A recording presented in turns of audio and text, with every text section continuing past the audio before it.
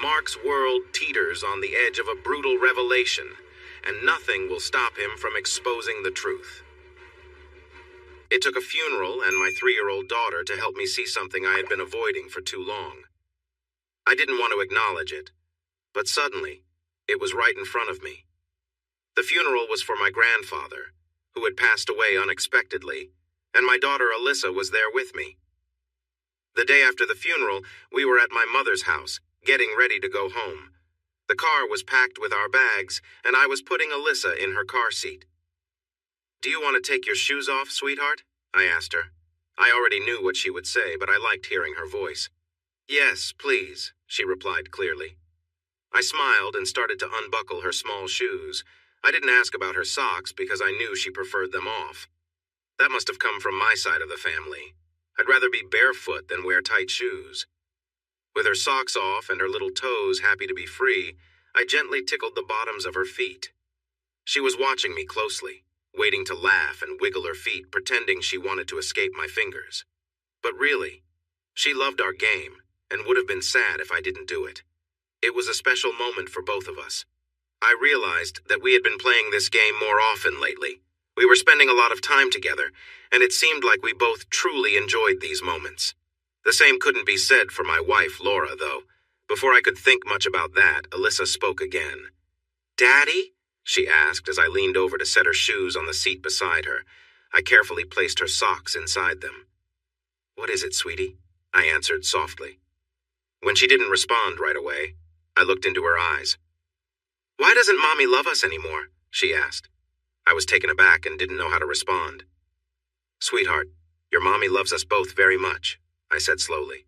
"She especially loves you more than anything." For a moment, I saw hope spark in her eyes, but then it faded away.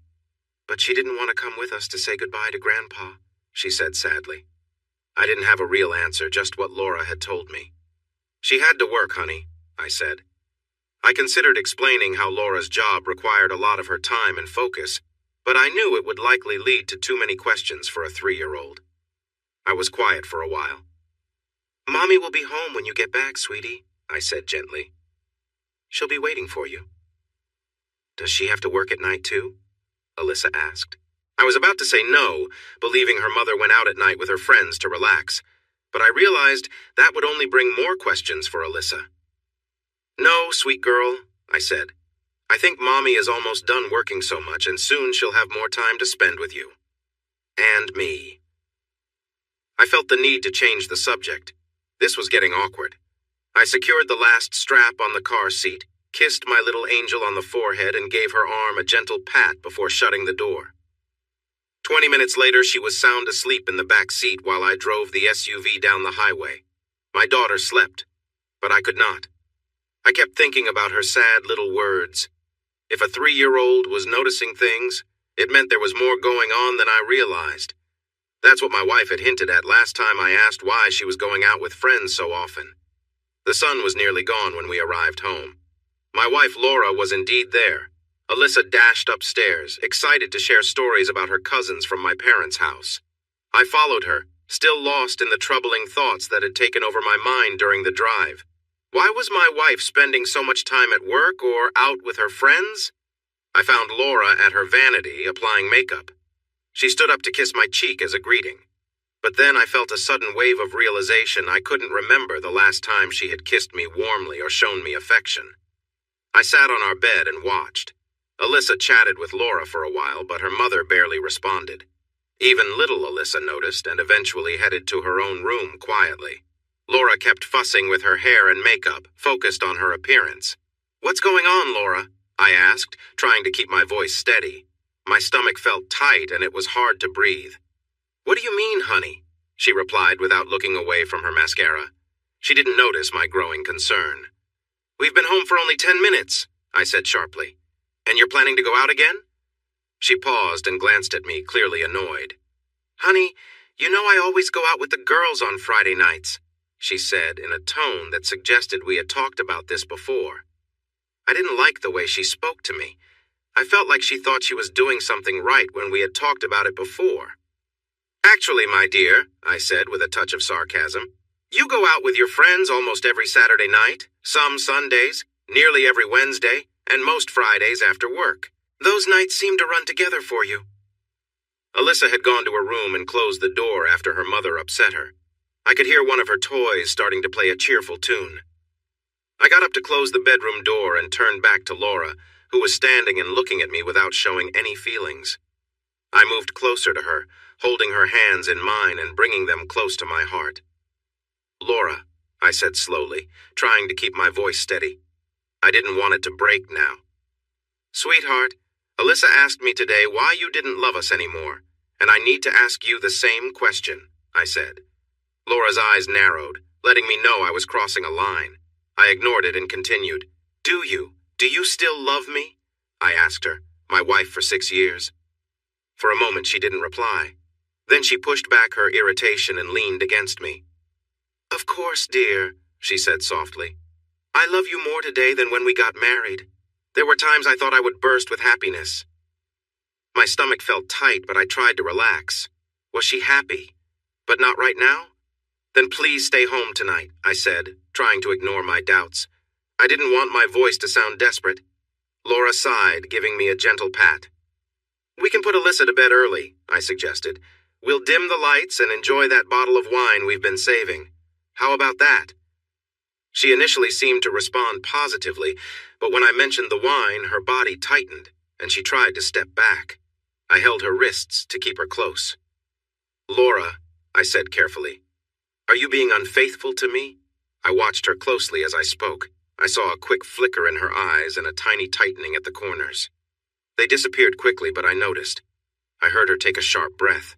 What didn't disappear was the quick beating of her heart that I felt through my fingertips. I held her wrists firmly, and my fingers rested on her pulse. It was as clear as any lie detector. I had my answer. "Don't be silly," my wife said. "Sweetheart, I could never love anyone but you. You know that." She leaned against me, resting her head on my shoulder and softly breathing into my neck while giving me gentle kisses.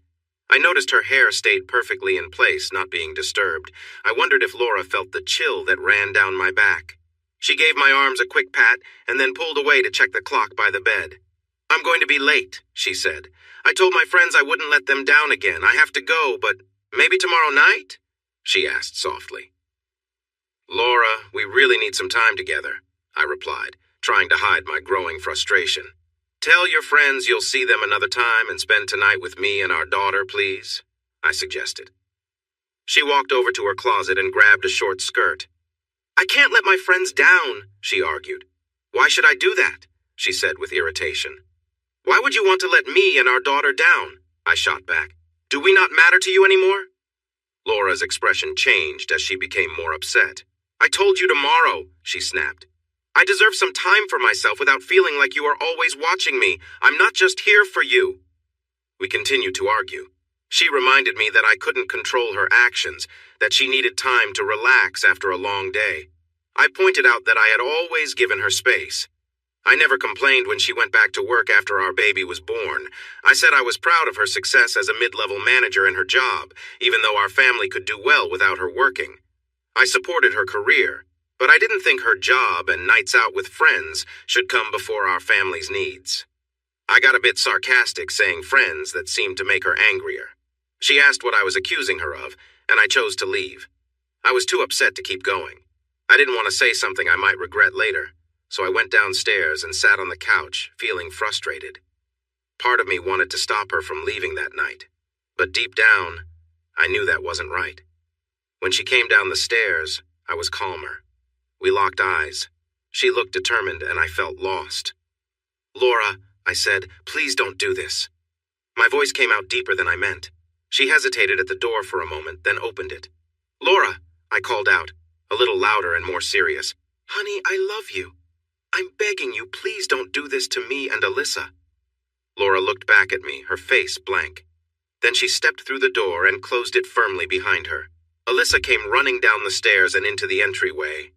She opened the outside door and saw the headlights of her mother's car fading down the street.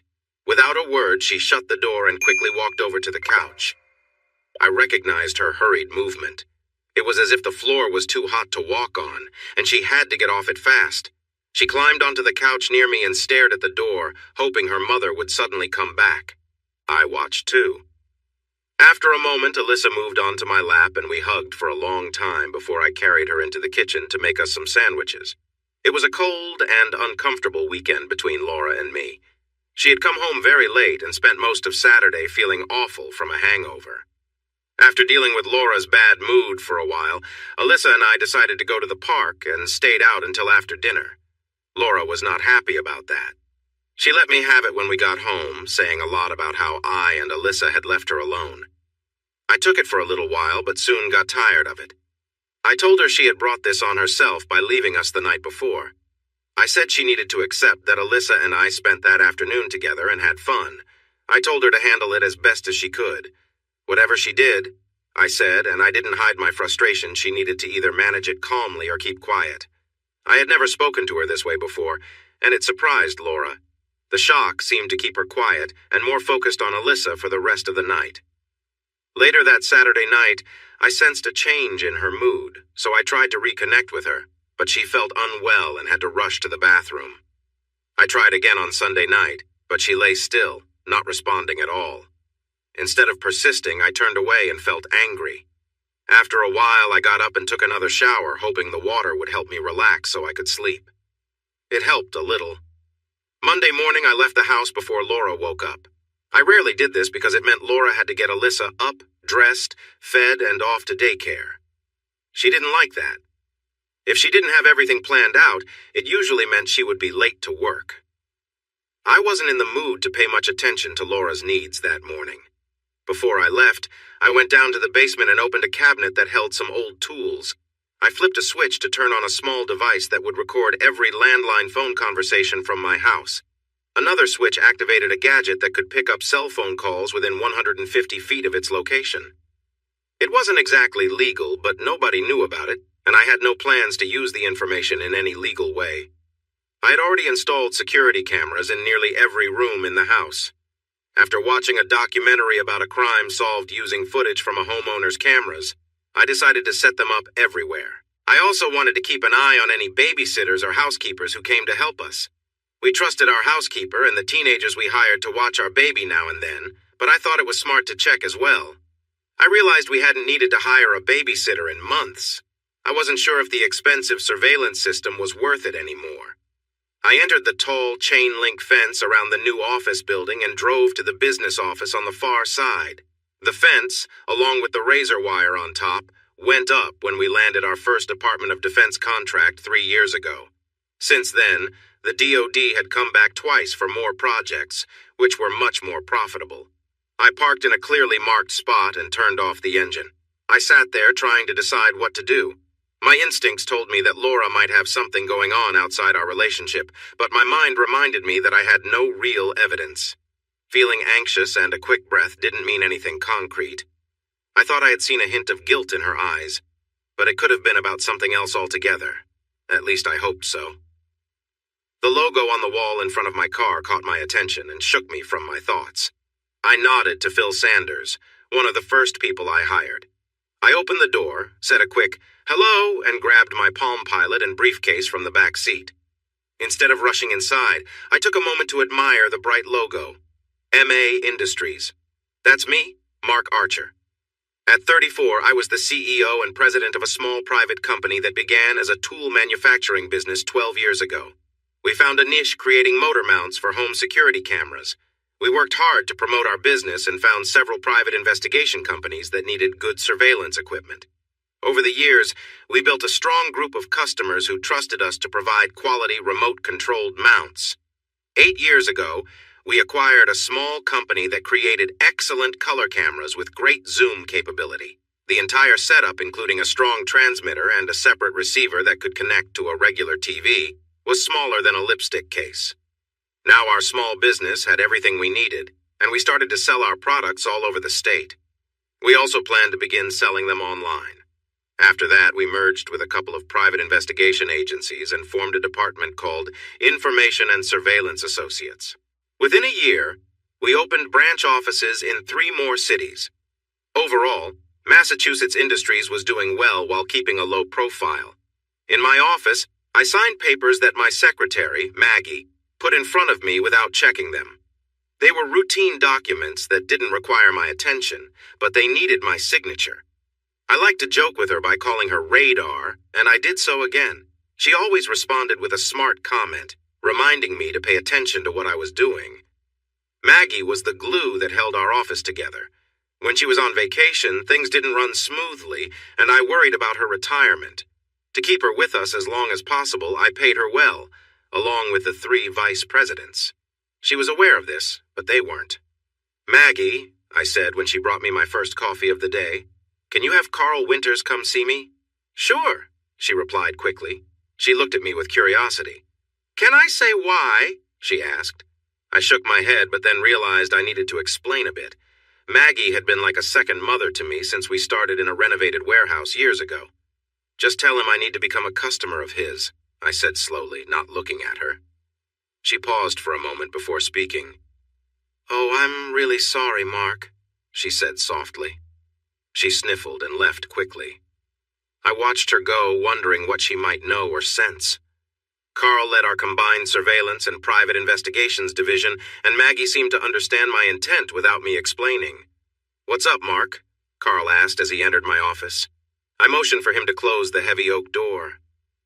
I sat quietly, not really focusing on anything, while he took his first sip of tea from the large mug that Maggie had prepared for him when he got here. "Carl," I began, but I paused to clear my throat. It was tough to speak, and my stomach felt tight with anxiety. "Carl, I need to talk to you. I'm worried that Laura might be getting into something she'll regret," I said carefully. I was trying hard to choose my words, not wanting to say outright that I thought she was seeing someone else. "Oh no, Mark," he replied sadly. "I'm really sorry to hear that." We both took a deep breath. Carl set the mug on my desk and stared at his fingernails in silence. I didn't know what to say either. "Well," he finally said after a long pause, "we have everything we need to find out for sure. I can bring in some temporary staff to help so our regular team can focus on this. Can you give me details about Laura's work schedule, her cell phone number, computer logins, credit card details, stuff like that?" I nodded. I hesitated to suggest using our own people for this task instead of outsiders, but I soon realized Carl just wanted the best help possible. Sighing, I reached for my briefcase and pulled it closer. I had spent most of Sunday gathering account numbers and other important information I knew he would need from our documents. I had Carl set up my account as a client of Information and Surveillance Associates. I planned to pay from my personal account to avoid raising any questions. We talked about how to follow Laura to see where she went, who she was with, and what they did. I felt guilty, but I knew that wasn't right. The pain from the past weekend, along with what I'd realized on Friday night, made me feel more distant from Laura. I needed answers. Honestly, if Laura was doing nothing wrong, she would never find out about this, and maybe we could see a counselor to work through our problems. But if she was involved in something inappropriate, I needed to know.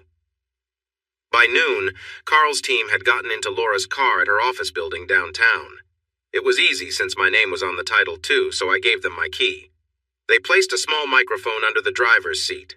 The tiny device could pick up sounds from a mile away and was sensitive enough to hear quiet conversations in the car. A GPS tracker was hidden in the trunk and quickly began sending out the car's location, accurate to just a few feet. Carl had 7 of his best people working on the case and had assigned 5 rental vehicles to the effort. All the cars and vans were checked by our mechanics to make sure they were reliable when needed. There was also a woman, a freelancer with great skills, who applied for a job at Laura's accounting firm and expected to start the next week. Carl told me to relax and let him handle everything. There were procedures for situations like this, and it was best for me to stay out of it for now. This only made me feel worse. If Laura was being unfaithful, it was so ordinary that there were already set ways to deal with it. He also told me I had a choice. If they discovered an upcoming meeting, they could intervene if that was my wish, or we could wait and gather evidence for a divorce case. I decided I wanted to interrupt any meeting they found out about.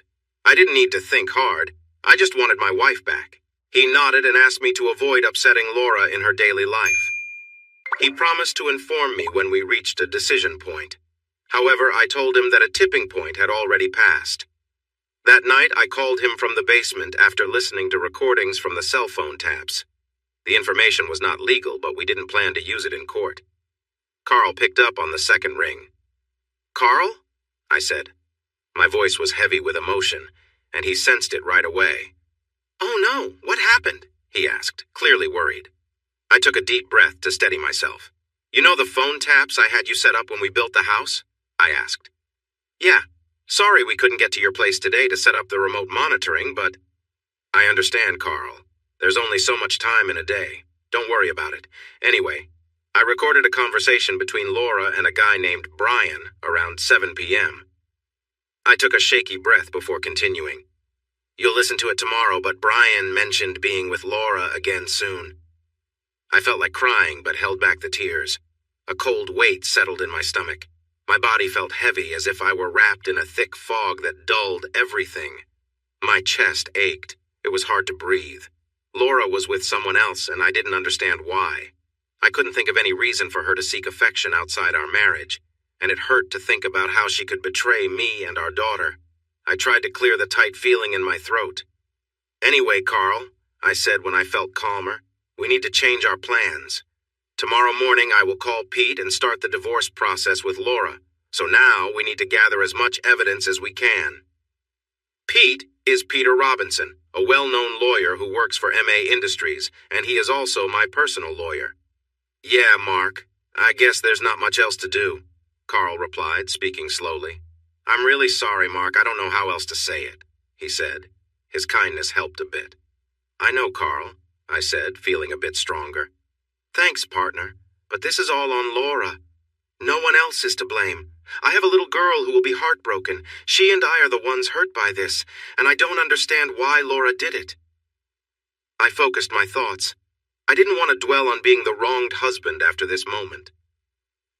"Okay, I just wanted you to know we will start working on a new plan right away," I told him. "I'll see you in the office tomorrow morning, all right?" "Sure, Mark," he said. "Take care tonight, okay? Don't do anything you might regret," he said seriously. I knew he meant not to take any rash actions against my wife. "I'm fine, Carl," I assured him. "I looked over the recordings of this situation 3 hours ago, and I'm well past that." I paused for a moment. "I will tell you, Carl, I won't be with her tonight or any night. I'll have to come up with a reason, but I can't be close to someone who betrays me like this. There are limits for me. I know it might make things harder, but I just can't do it." My voice shook with those last words, but Carl didn't mention it. "That's okay," he said in a calming voice. "It might take a bit longer, Mark, but people who do these things often think they can hide it. They believe their secrets are safe, yet it's usually easy for others to notice what they're up to." I stayed silent. "Just hang in there, boss," Carl encouraged me. "This will work out no matter how it unfolds, you hear? You'll come through this even stronger." "I hope so," I said, but I wasn't sure. All I could see was a future filled with pain and embarrassment for me and my daughter. I hadn't even started to think about how badly this would affect her.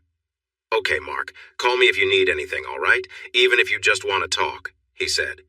I promised I would and then pressed the off button on my phone. I turned the equipment back on to pick up any more messages between my wife and whoever she was seeing. That night, I slept in a guest room down the hall. I told Laura I had a dry throat and felt a bit stuffy, which might make me snore a lot. She quickly accepted this without saying much. I mentioned it would also be closer to Alyssa if she needed something at night. Laura hadn't known our little girl had wet the bed a couple of times last week, but she just shrugged it off and went back to her magazine. I could see that my daughter's struggles didn't seem to matter to Laura. The next afternoon, Carl came to me with a report. Laura's companion turned out to be Brian Collier, one of the accounting managers from her office. He was married and had a son who was 9 and a daughter who was 7. His wife's name was Pamela, and she worked part-time in another office. Brian was 38, a bit taller than me, but thinner. In my teens, I had been an amateur boxer and had done weightlifting to build my strength. I stopped boxing when I went to college, but I still lifted weights a few times a week. The photo Carl found showed that Mr. Collier appeared to be more of a runner than a weightlifter. I wasn't sure what women found attractive. but I thought he seemed to be just average looking. I wondered what it was about him that made Laura forget our promises to each other and meet him. Carl had managed to get Laura's phone records for the last 2 years by using a contact he had. A quick look at the records showed that at first, there were only a few calls between them over several months. Then, about 6 months ago, the calls started happening weekly and soon after, daily. Now they were happening 2 or 3 times a day, mostly at night or early in the morning. Carl knew when I left for work and told me that Laura and Brian were talking almost every morning after I left the house. The evening calls were almost always started by Laura, likely when I was busy in the basement lifting weights with Alyssa by my side. The timing fit with my normal workout routine. "Do you know what happened around the time the phone calls started to increase?" Carl asked. He was very professional about everything, and I appreciated that. It made it a little easier for me to handle. I leaned back in my chair to think and rested my feet on the corner of my desk. Seeing me relax, Carl did the same on his side. Then it hit me. "Oh, maybe not. She went to a training seminar a couple of weeks before that in Chicago with a company that hired her firm to check their financial records," I said, feeling unsure. Memories started to come back to me as I thought. "You know," I said, but paused as a piece of memory came together in my mind. The rest of that week and the next 2 were quiet at home. Laura had canceled all but Friday's night out, and Carl's contacts confirmed the ladies went out to a couple of clubs, dancing with anyone who asked. They all went home afterward. Brian was a good husband and stayed home with his wife and kids. I read a report that suggested Brian's wife was not very happy to have him home, and she talked about his sudden change in behavior. I was surprised that the investigators' questioning of the girls didn't last long, but I suppose there was some arrogance in Laura and Brian's attitude toward me. After all, they had been friends for a while. Whatever it was, just 3 weeks after the investigators spoke to the Friday night group, cell phone calls began to increase and became more direct. The 2 cheating spouses thought everything was fine and believed I wouldn't suspect anything. During this time, I had mostly moved into the spare bedroom. I could barely kiss Laura goodnight, and there was no way I was going to be intimate with her. She hinted a few times that she was interested, but I didn't respond. I read Alyssa every book in her little collection and bought more for us to enjoy together. After I faked a harsh cough, Laura didn't question why I was staying away from her. She never mentioned that I should stay away from the baby with a cough like that. Meanwhile, Carl and his team noticed that the late-night phone calls between Laura and Brian were happening more often.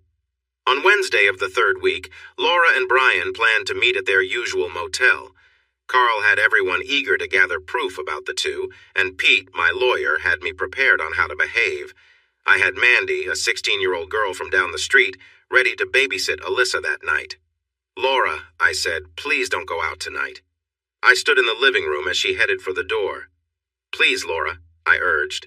I was serious. I really didn't want her to meet that man out there. "Mark!" Laura snapped at me. Realizing she couldn't leave without trying to calm me down, her expression softened. "Look, nothing is happening, Mark. I'm just going out for a few drinks and some dancing, that's all," she said with a sweet smile. She hugged me tightly and looked me in the eyes, trying to convince me that I was wrong about what I believed she was planning. "Laura," I said suddenly, "I know you're meeting someone tonight, but you can't possibly care for him as much as you do for Alyssa and me. Please don't go." Laura pulled back and let go of me. She looked a bit uneasy, wondering what I knew. "What are you talking about?" she asked, sounding defensive. I had to admit she was becoming quite good at this. "I just know," I insisted. "I know you're with someone else. You're not just being unfair to me. You're unfair to Alyssa, too." She relaxed a bit, realizing that without a name, my worries could just be doubts. "I'm not seeing anyone else," she said firmly. "I'm tired of these accusations, and they need to stop," she added. "If you keep it up, I might just go out to find someone else to show you what I mean." I had to look away, feeling anger brewing inside me. "Laura," I said softly. It was hard to get the words out because I was so upset. "Not another word," she said sharply. "I have never, I am not now, and I never will be with another man but you. Does that make you feel better?" She turned and walked toward the door, pulling on a light jacket. I noticed she wasn't wearing much underneath. "Laura," I said, trying to stay calm, "if you ever cheat on me, it would end everything between us. We talked about this when Georgia and Sam broke up last year, remember? For a moment, her hand paused on the doorknob. I told you, she said. Her voice was steady, but I could hear a hint of annoyance. I promise I don't want anyone but you, and I never will. Now I'm late, and I have to go, she said firmly. Without a glance back, she opened the door and left. 20 minutes later, I joined Carl and a few of his friends in a room nearby, where Brian and Laura would soon be. After hearing my concerns tonight and the suspicious questions from Laura's friends in the past, it seemed Brian and Laura were driving around to see if anyone was following them. The GPS showed us that. In reality, there was no one behind them. Carl found out about the motel reservation shortly after it was made because the desk clerk had been paid to call him.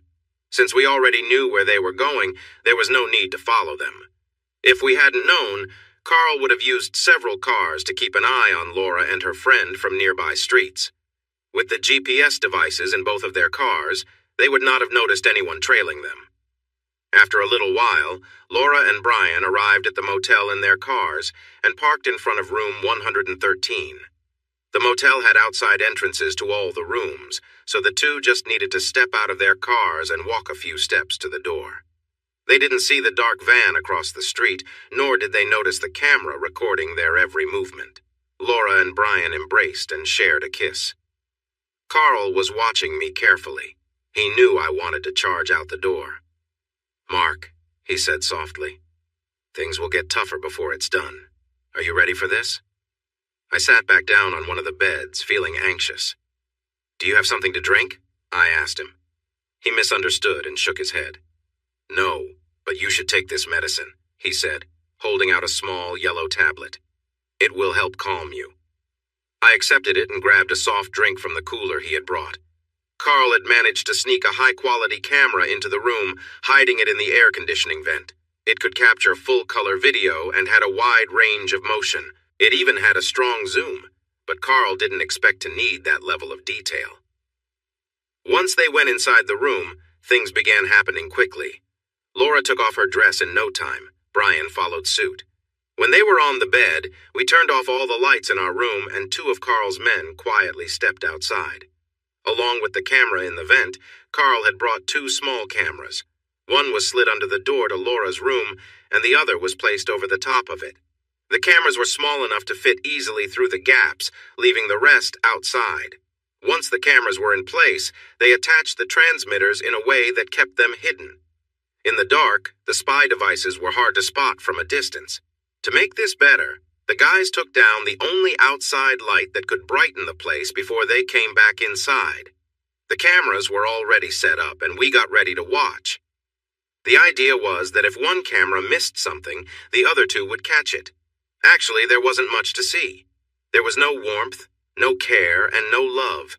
Brian just put on a condom and got to it with my wife in a way that felt wrong. I looked at her face for a moment. I couldn't tell if she was feeling pain or something else from the frown on her forehead. Damn, I said after watching for a bit. That guy isn't any bigger than me. His size isn't even close, I complained. What's going on here? It was true. Laura had once measured me when we got married, and she had used a ruler a few times. She found out I was 7 inches long and thought that was impressive. She noticed that most of the other women in our neighborhood were satisfied with less. Laura felt lucky that my size was on the larger side of average. She would often tease me, asking for more when we were together. But we hadn't done that in a while. I thought I had a clue why. But I also didn't. Brian was obviously not very big, and he had to try hard to please Laura. Plus, his movements were clumsy and awkward. I wondered what she saw in him. A bit later, I felt a small thrill. I noticed Sherry, one of Carl's co-workers, glancing at me for a moment. She looked at the TV screens, then shook her head and smiled. I thought I saw some curiosity in her eyes. We both looked away quickly. She worked with me, and I wasn't about to act carelessly at work. Still, she was charming. Maybe she wouldn't always work for me. An opportunity might come up soon. After a while, I decided to leave. There was nothing else to watch. Brian and Laura kept going through the same routine, taking breaks and then starting again. Brian had no creativity in their time together. They only changed positions a couple of times. Laura refused to let him do certain things, and it dragged on without excitement. I couldn't help but wonder what Laura saw in him and why she was risking our 6 years of marriage. The two cheaters didn't see each other for a week, and they were both very frustrated with the situation that kept them apart. It seemed like their schedules just weren't fitting together, and they didn't know how to fix it. One day, Kathy approached Laura with an idea for them to take a weekend trip to Las Vegas. The team investigating Kathy had gathered a lot of information about her. They discovered that Kathy had a reputation for being bitter and had distanced herself from her family because of past problems. During a phone call that neither realized was being listened to, Kathy shared more about her plan. She said that she had won 2 free tickets to Vegas through a radio contest and invited Laura to join her. It was clear from the conversation that Kathy wanted this trip to be a getaway just for the two of them. She even mentioned buying a large number of supplies for the trip. Laura quickly agreed to go, but she unexpectedly invited Brian along too. When Kathy heard about this in a later call, she didn't seem pleased, but she didn't say anything against it. It appeared that Brian had to cover his own expenses for the trip. He didn't seem thrilled about that, based on the short and irritated way he spoke during his last call. I couldn't believe he thought Laura should pay for him to come along. Pete, my lawyer, mentioned he was planning to serve Kathy with legal papers. She had known for a while that both Laura and Brian were married. By encouraging Laura to spend the weekend in Vegas, she was playing a part in the whole situation. Pete didn't believe she had any money to gain from, nor did he think the lawsuit would go far in court, but he aimed to make her feel the weight of her actions. He wanted her to think twice before causing problems for others. We debated whether to end this issue now with what we had from the hotel or wait until the Vegas trip. I was leaning towards stopping the deceit immediately and starting the divorce process with Laura. Pete thought it would be better to let things unfold a bit more. He believed that the trip and the lies involved would create undeniable proof of their disregard for their commitments. Lawyers have their own way of talking. What Pete really wanted was for Laura to clearly show she had crossed the line in her actions or words. As it turned out, he got evidence of both. The investigators were at the same casino hotel where Kathy, Brian, and Laura were staying. They were in one of the 2 towers, while Carl and 5 of his associates were in a room in the other tower, able to see directly into the room where Laura and her friends were. It had cost us $500 for the room clerk to give Laura a room on this side of the building, one that could easily be seen from where Carl was. Carl's contact mentioned that the money changed hands quickly, and the clerk probably thought it was the easiest money he had ever made. Just a couple of 100 feet from Laura's room, Carl had set up 3 cameras to capture what was happening. He told me there was a good chance they would capture something useful. He mentioned that people in high-rise buildings often feel a sense of safety due to their height and distance from others, which he had noticed in many of his previous cases. Even if the shades were closed, Carl's team had a device that could pick up tiny vibrations or sounds from Laura's room. We wouldn't get video, but the audio would be clear enough to identify the speakers if needed. Carl said this kind of technology had been developed during the Cold War by both Russian and Western spies to gather information. The phone call I was about to make was also going to be recorded. I was supposed to call Laura for one last effort to persuade her to stop her actions and come back to me. I knew it was just a script from my lawyer, but I secretly hoped it might work. I felt a mix of heat and cold rushing through me. My emotions were a whirlwind. All I knew was that I felt pain and had an upset stomach, even though I hadn't eaten all day. Carl and his team had left me at home, but I could still watch through the cameras they set up. A detective following them had seen them already drinking a lot on the plane. "Laura," I said into the cell phone. On the webcam, I could see Laura on the bed, trying to reach for the phone on the nightstand. Kathy was standing nearby, appearing to support Brian. "What?" she replied sharply into her cell phone as she pulled away slightly. I noticed that Brian had a different colored protection this time. It looked odd, but at least he was trying. Kathy sat on the bed beside Laura, directing Brian's attention, though it seemed he wasn't doing a good job of keeping her happy. Laura paced back and forth, looking uneasy. "Laura," I said again, "please, don't do this." I caught myself just in time from saying the man's name aloud. I was supposed to keep my distance and observe, not interfere or reveal that I knew too much. "Come home, please. We can figure this out." I tried to sound calm, using the exact words my lawyer advised. words meant to show Laura's choices as indifferent to our marriage. Laura, please think of Alyssa, think of what this could do to her. It's amazing how someone can keep hoping, even while watching their world start to fall apart. I loved Laura and wanted to see some spark of hope for us, but there wasn't any. I might still love her, but I didn't like who she was in that moment. She quickly reminded me of that feeling. "Leave me alone," Laura yelled into the phone. "I told you already I'm not doing anything wrong, and I'm tired of you not trusting me." I shook my head, watching her. How could she say that when she stood right there with someone else, clearly choosing to do what she wanted? Her words were quiet for a moment, and then she stepped closer to her friends, as if she didn't care if I watched. "Here's what, dear," she said finally in a sarcastic tone. "Maybe I'll go out and find someone new tonight just to make you right for once. How would you like that?" I was stunned at the bitterness in her voice. This was the same woman who had once found comfort in our home, someone who sought my arms to hold her when things were hard. I remembered the warmth she brought, her soft presence, the person I thought I could rely on. "Laura," I said quietly, "I don't understand why you want to throw everything away. Think of Alyssa. Think of what this will do to her." Laura cut me off with another outburst. "Go to hell!" she screamed. She was nearly incoherent. Watching her through the screen, I could only just make out her words. "When I get home, we are going to finish this, and don't expect me to stay either." "I wanted to talk to you before the lawyers get involved," Laura said carefully. She pulled out a chair a little distance away and sat down. It had been almost 4 months since she lost her job and moved in with her brother. Her hair was back to being nearly shoulder length. She had cut it when she started working at the accounting firm, wanting to look more professional. She seemed thinner and didn't move easily. It looked like she hadn't been eating or sleeping well. There were dark circles under her eyes. I felt for her, but I kept my feelings hidden. In this personal moment, I wore my business mask, a face I usually showed only to colleagues. It was often a tough one. "And now, you are here," I said quietly. She nodded, looking away from me for a moment. But then she had to look at me. "Mark," she said softly, "I'm really sorry for what I've done to you and to our daughter." I stayed silent. I know saying sorry is not enough, and it can't undo the pain I've caused, but it's all I can say, she whispered. "I'm struggling too, Mark. I don't understand why I acted like I did, and it's eating at me." She didn't say anything more, so I broke the silence. "I have to disagree," I said plainly. "You haven't truly experienced suffering until you have to explain to a 3-year-old that her mother might not come back."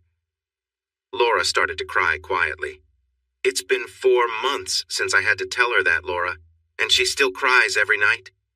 It's only recently that I've been able to get a smile out of her now and then." I paused, watching her as she cried in her chair. "She gets very upset if I leave her somewhere for too long," I said softly. "She's scared that I won't come back for her. Can you imagine what that fear is like for a little girl who's not even 4? Can you?" I took a deep breath while Laura continued to cry. "She's at a new daycare here at the company," I told her. "I built one nearby so I can always be just a few minutes away. Any longer than that and she starts to panic when I'm not around," I said, watching Laura as she cried quietly. Trying to lighten the mood, I added, "Well, on the bright side, work productivity is up for the single parents here. It's almost already paid for itself." But my attempt didn't seem to matter to her. Silence hung between us. "Why?" I asked as softly as I could. "Why'd you do this, Laura? I loved you more than anything and you tore me apart. There's this emptiness inside me now, and I can't even think about moving forward until I understand why you did this." She only shook her head, tears flowing down her cheeks. She hadn't worn any makeup, probably expecting she'd cry. She still looked beautiful, maybe even more so now than when we'd first met. My heart was breaking watching her, but I held it together. I remembered losing my younger brother in an accident when I was a teenager. That loss hurt deeply, but today felt worse. I didn't know how to fix any of this or if the ache inside would ever go away. "I don't know why," she said after a while. "Maybe there's something wrong with me." Her voice was barely a whisper. "I can't take back what I've done, Mark," she said softly. "I don't deserve your forgiveness, and I won't ask for it. I hurt the only man I ever truly loved. I'll carry the weight of that for the rest of my life, and I don't know how to handle it. I feel so much shame for the hurt I caused, even to our sweet little girl. When I think back to that night, hearing myself scream those terrible words, it's unbearable." She looked up at the ceiling, her face wet with tears. After a long while, her crying finally eased, and she seemed drained, like she couldn't cry anymore. I put the remote control away, deciding not to revisit old moments. She knew the harm well enough. "I'm seeing a counselor," she continued. "A psychologist. I'm trying to understand why I hurt everyone so badly." She twisted her hands, clearly struggling with her own feelings. "I also went to see Stacy Collier," she added. "I apologized for what I did to her family. She was kind to me," Laura murmured, surprised. "I don't know why." She stared down at the heavy wooden table in front of her, lost in thought. "Stacy told me Brian often found himself drawn to other women wherever he worked. She said she got used to it, but this time she's finally had enough. She's divorcing Brian and she's already moving on. She met a nice man who cares for her children, and she says he's the best thing that ever happened to her. I knew that Stacy was ending her marriage and had a new partner, but I didn't know Laura had gone to apologize to her. This showed that Laura felt sorry for what she had done and was ready to take responsibility. I started to feel something inside, a hope that maybe things could get better. "What is the doctor saying?" I asked. Laura looked at me for a moment, then stared down at the table. "We haven't made any progress," she said. "I wish I could tell you different. All I know is that I got really heavy into drinking it." "Were you given something, Laura?" I interrupted. For the first time, she met my gaze, and I could see a mix of emotions on her face. "I don't know," she finally said. "Maybe the first time. The first time I was with Brian, I know I was very drunk." She looked down again, her voice quieter. "But I wasn't given anything. Sometimes I wasn't even drunk. After that," she added. Her tears started again, but she tried to control them. "I wish I had an excuse," she said softly. "But I don't. I'm working with my counselor to find out the real reasons." She paused, and I shifted in my seat. "Mark." I raised my eyebrows in response. "Would you visit her? She wants to talk to you, but it's not what you think. She just has some questions. She wants to see if there's anything I haven't been able to explain." Laura's words came out quickly. She seemed to want to share everything before I had a chance to react. "When?" I asked simply. Laura looked at me in surprise. "You'll go?" she asked, feeling emotional. I shrugged. "I'm still your husband," I replied seriously. "I'll do what I can to help you, as long as it doesn't hurt. Our child." I almost said my child, but I caught myself. Hope sparked in her eyes, growing stronger. I almost said something harsh to remind her there was little chance for change, but I stopped myself. I was ready to consider anything that could be best for my little girl. I had loved Laura deeply, and I still did. Love isn't something that can be turned off easily, but that didn't erase the deep hurt I felt either. Still, I had to think of my daughter, and that priority was undeniable. It held more weight than anything else. I would do anything to help her heal. "Tomorrow afternoon?" Laura asked, her voice shaky. "Is that too soon? I can call and see if she's available another time. Is 2 o'clock okay?" "Yes, tomorrow afternoon at 2 o'clock works for me," I replied. "I'll be there." Laura began to cry again, but there was a spark of hope in her eyes. "Thank you, Ho," she started, but I wasn't sure what she was going to say next. "Thank you, Mark," she finally finished. As she stood up, it reminded me of someone much older trying to rise. "Before you leave," I said, "I've been tested and everything came back negative. Have you?" She nodded. "I always made him use protection," she replied bitterly. "At least I did that." I sat quietly for a moment. Protection isn't always foolproof, but my results were clear. "Laura," I said calmly, "do you have anything else you want to say about the difficult months we went through?" She flinched at my words, but sat up tall and met my gaze. "No," she said quietly. "I told you I'm very sorry for what I did to you and Alyssa. I don't know why I acted that way, and I can't even begin to ask for your forgiveness. Those are the things I needed to say, and I wanted to ask if you would talk with Dr. Jameson," she added. I paused, waiting for her to share anything else. She seemed as if she had finished everything on her list. Laura, please sit with me, I invited.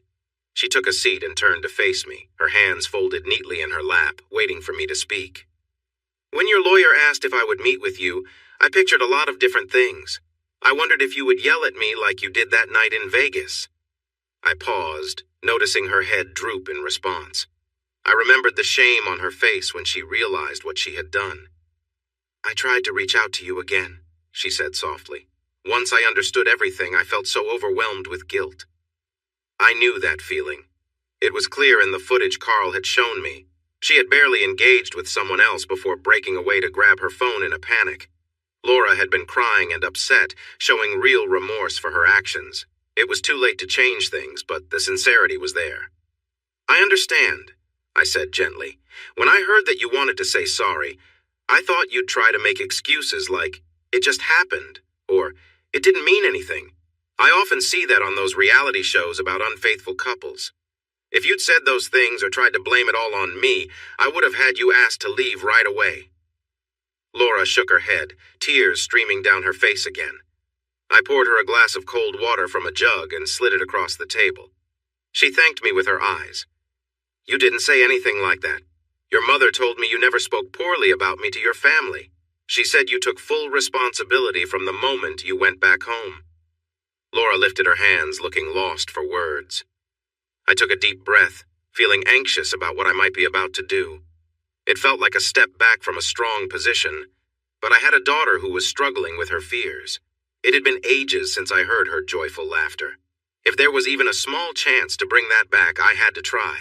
I needed it for my own peace, too, as the sadness inside me was becoming too much. Laura, I said gently, there's a restroom over there. I pointed to a small door off to the side. Why don't you go and freshen up a bit? She nodded, relieved to have a moment away to compose herself. Before she walked too far, I grabbed a bottle of eye drops from my desk and placed it near her hand.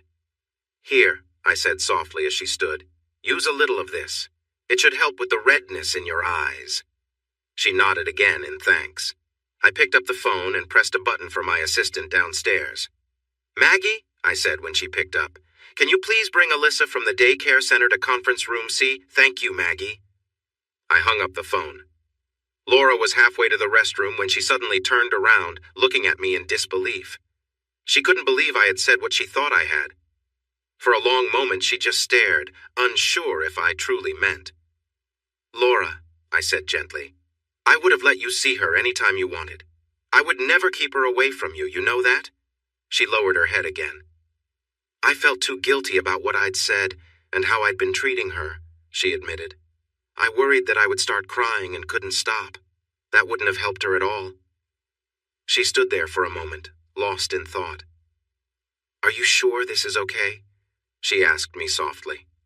I looked into her eyes, searching for any sign that it was fine or not before time ran out and Alyssa entered the room. I made a quick decision, trusting my instincts as I often do in business. She'll be here in a few minutes. Don't you think you should get ready to see her? I said quietly. Laura started crying again, but she smiled through her tears. She turned and hurried into the restroom, trying to wipe her tears with a tissue as she went. I looked out the big window at the bright sun while I waited for my daughter to come upstairs. Thank you for being here, Mr. Archer, said a neatly dressed but strong-looking older woman. Can I call you Mark? She asked. I shrugged. Can I call you Janice? I replied. I had seen her name on the door outside. She looked surprised and finally locked eyes with me instead of looking away. I think I should keep things professional, she said. So please call me Doctor if that's all right. Her calm voice made it clear she meant no harm. I nodded in agreement. Professional works for both of us, I said. She stared at me for a moment, tapping her pen on the notepad in front of her. I held her gaze. Laura told me you let her see her daughter yesterday, she said. I'm not sure if you know how much that meant to your wife. I snorted in response. Doctor, don't treat me like I don't understand, I said, my voice a bit sharper. I didn't wait for her response. Of course, I know how important it was for her, and for our daughter too, I added. The doctor looked at me, her expression uncertain. Yes, she said slowly. It was a good visit for both of them. I hope you plan to let them see each other again. I nodded. As long as I can see progress in Laura's situation, I said plainly. I told her yesterday, and I'll tell you now, Doctor. If she goes back to her old ways, I won't hesitate to stop those visits. Dr. Jameson looked at me closely.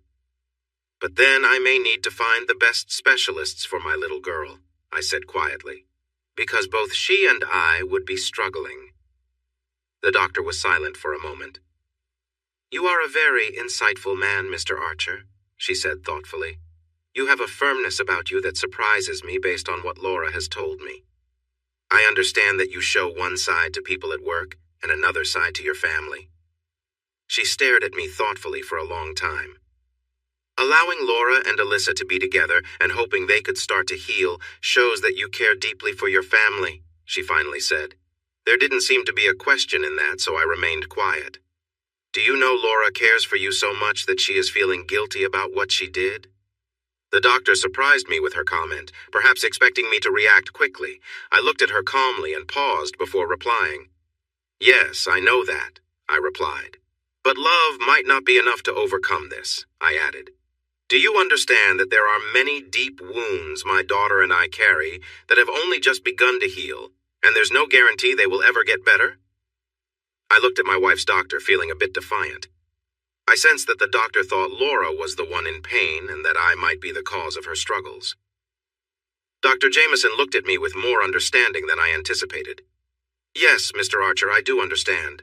Trying to help those wounds heal is my job here, she said softly. I hope I can assist all of you in coming to terms with what occurred and finding a way to move forward as a family. I shook my head. Doctor, before we even think about moving forward, I need to know why this happened, I told her. Laura caused so much hurt that I don't know how I can ever feel whole again. If I can't heal, we will never be a family again. I stared directly at the doctor. I was aware that I was showing some defiance now. I felt anxious as well. I had allowed this woman, a psychologist, but still a woman, to peek into my feelings. Given what had happened with Laura just 4 months ago, this could be risky for my peace of mind. 2 months later, have you and Dr. Jameson discussed Aunt Ruth? I was watching Alyssa run through a maze of strong, hollow tubes hanging from the ceiling at Chuck E. Cheese's. I could only see her through the occasional window and a few clear plastic areas in the large round pipes. The joyful sounds of children playing in the fun space created a lively background for the conversation I was having with Laura, which suited me well. The place was comfortable enough for us to talk, but public enough to give us some space. Yes, she said, speaking just loud enough for me to catch over the noise. But I'm not sure what she wants to know about Aunt Ruth and Dad, she added, a bit distracted. She was also watching Alyssa, slightly worried that an older girl was guiding her through some of the sections. I was surprised to hear that Laura's counselor was asking about her father. What did you say about your dad and aunt? I asked her. She looked at me confused. What do you mean? She replied. You mentioned that Dr. Jameson was asking about your Aunt Ruth and your dad, I explained. She shrugged and shook her head gently. I'm sorry, I was distracted by our daughter. Mark, she said, sounding apologetic. I don't really know why I brought that up. She's been curious about Aunt Ruth, but we aren't making much progress. Honestly, I'm a bit tired of talking about it. I understand, I said. After a long talk with Dr. Jameson a few weeks ago, I was paying more attention to what Laura said.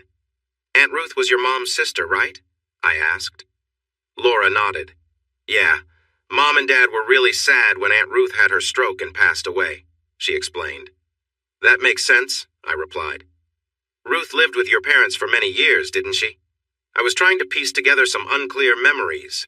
I didn't know her family well, but I liked them. Yes, Laura said. She got up and walked a little to see our daughter, who was playing nearby. Alyssa was a bit late getting to the next clear section of the tubing. I was confident we would see her again soon.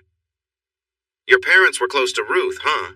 I asked when Laura returned to me. Yes, they were, she said. After Aunt Ruth's husband died, she moved in with Mom and Dad. That was about 25 years ago, I think.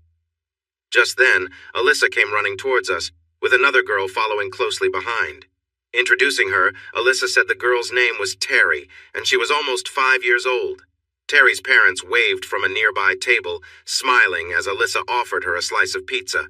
Terry had a younger brother and a baby sister, both of whom were crying, and their parents looked busy.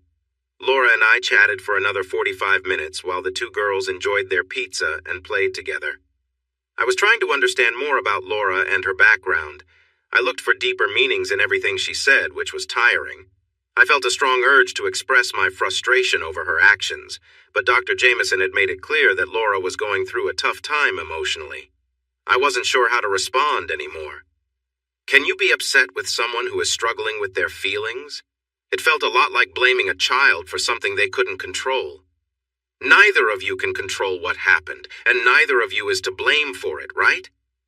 Alyssa enjoyed our time at the children's pizza place, especially meeting another kid her age. When we left, she skipped through the parking lot, holding on to both my and Laura's hands. When we dropped Laura off at her brother's, Alyssa accepted it calmly, unlike the tears and upset of last week, the first time we'd tried a family outing since the separation. I'd explained the situation to Alyssa in simple terms, like when she was sent to her room for misbehaving. She seemed to understand and was better able to cope with being apart from her mom this way. When she asked why her mom wasn't with us, I explained that just as I didn't tell others when she was sent to her room, it wouldn't be fair to discuss her mom's actions.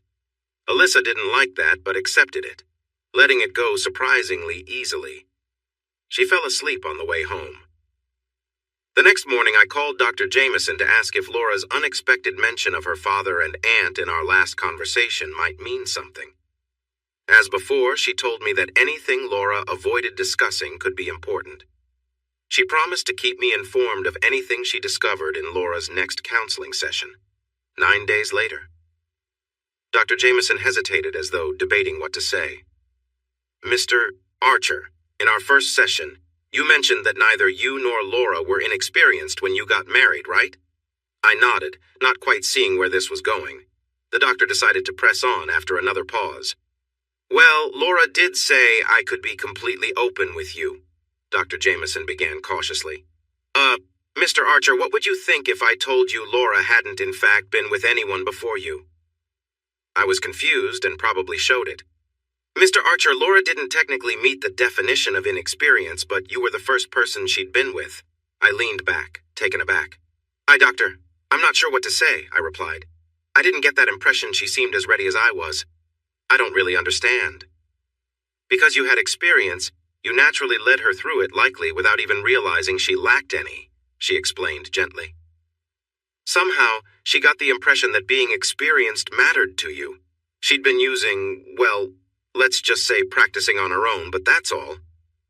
I looked at her without understanding. But why would she think that? And why has she never told me? I asked.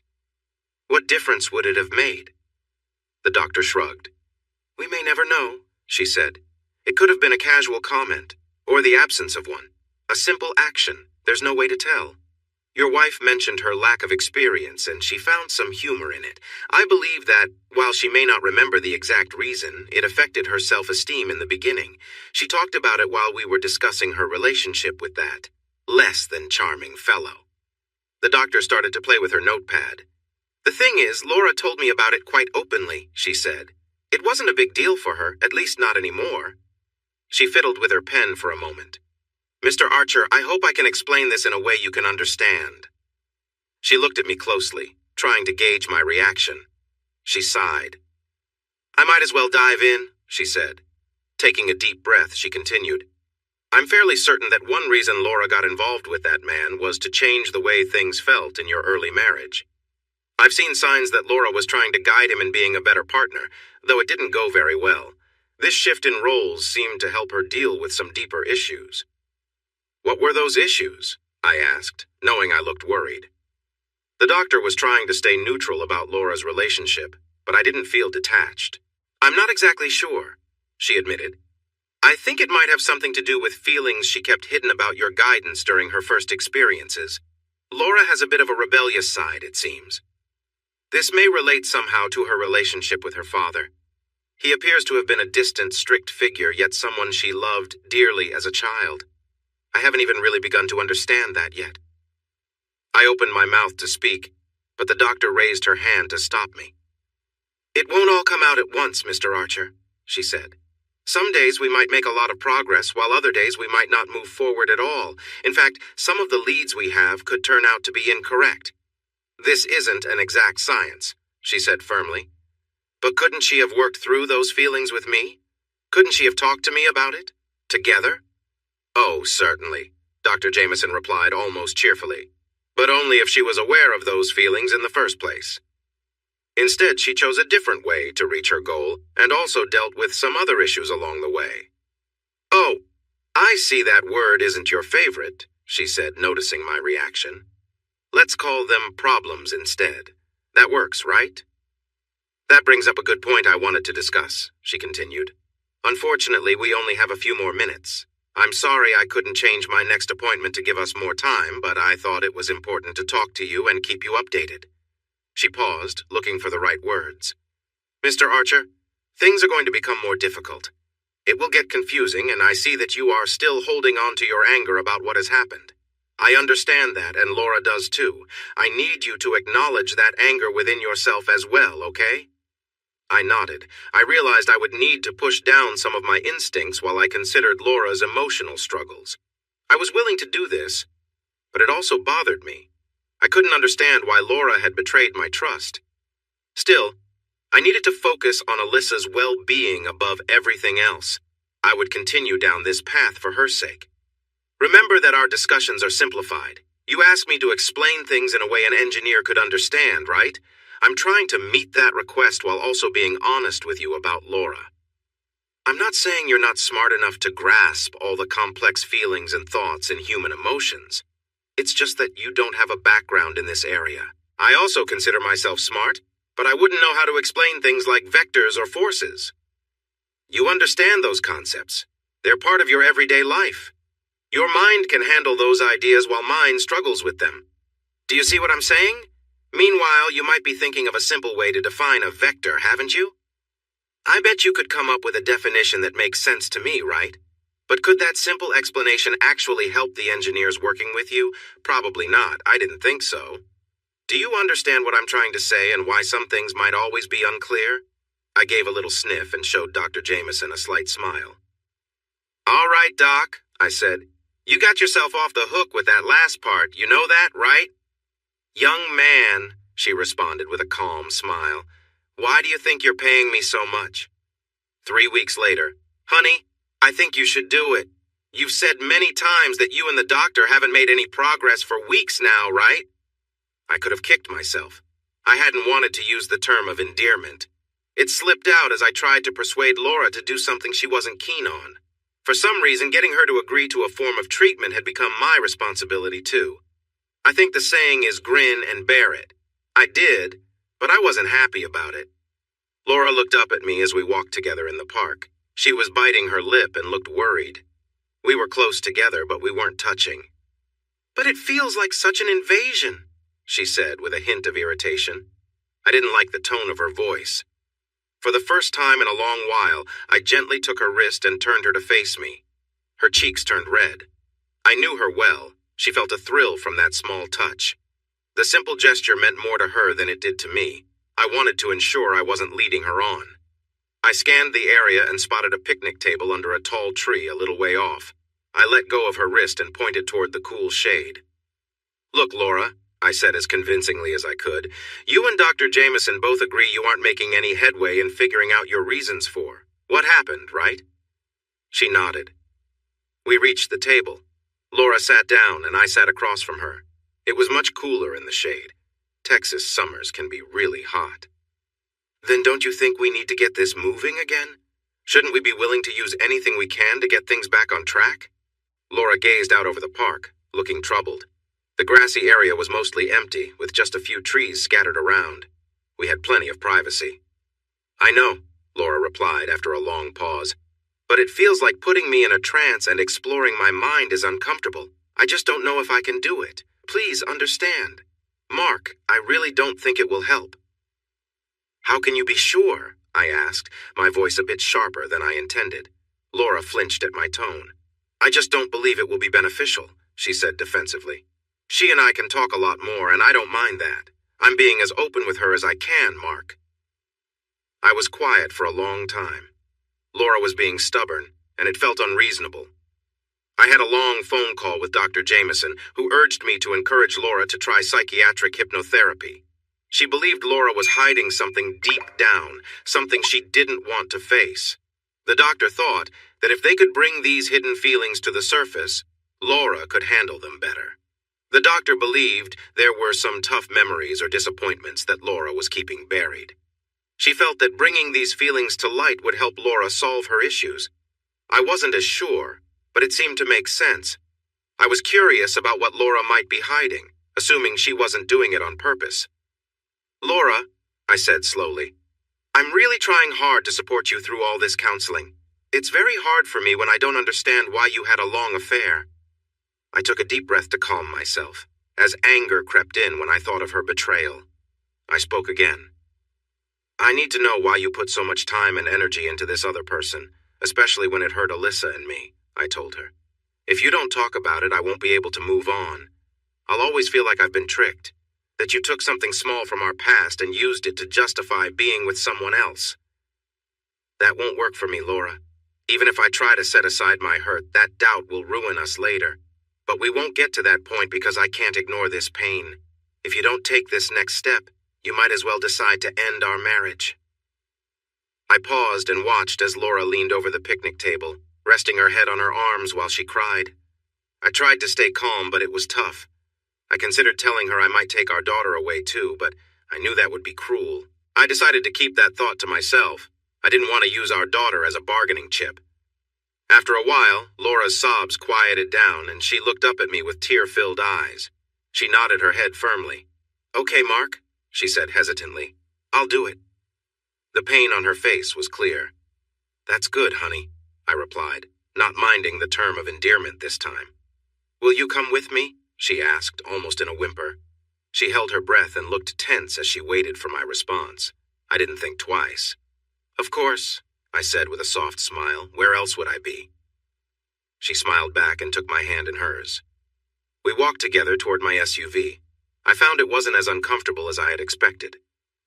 A week later, Laura had her long meeting with Dr. Jameson 3 days ago on Friday afternoon. I was there, keeping my promise to Laura, but I couldn't go into the room with them.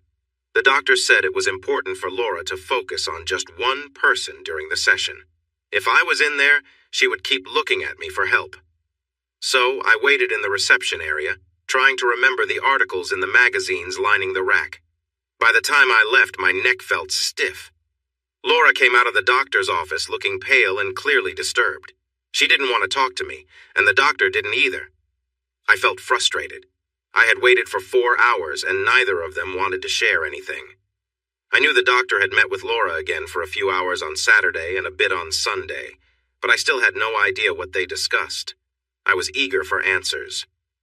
"Good morning, Mr. Archer," Dr. Jameson said kindly as she sat behind her desk. She leaned back in her chair with her elbows on the armrests, hands resting comfortably on her lap. The doctor seemed calm, but Laura looked far less pleased to be there. I stood in front of the mirror, gazing at my reflection. I looked the same as always, or at least that's what I hoped. I was still 5'5" with shoulder-length brunette hair and green eyes. My skin remained smooth, even as I approached 30 this fall. The faint freckles on my nose were still there. When I take off this dress, I'll see the same shape I've always had. Mark never noticed the slight difference between my two sides. To him, they were both perfect. I wish that were true for me, but I saw it differently. My hips gently curve out from a narrow waist. Mark used to enjoy running his hands along my sides, admiring my shape. He liked to watch me move around and said only someone beautiful could walk with such grace. He doesn't say those things anymore. I feel lost these days. I look into my eyes in the mirror, but I see nothing clear. I can't explain to Mark how much I ache knowing I've hurt him. The shame of my choices weighs heavily on me, and it doesn't go away.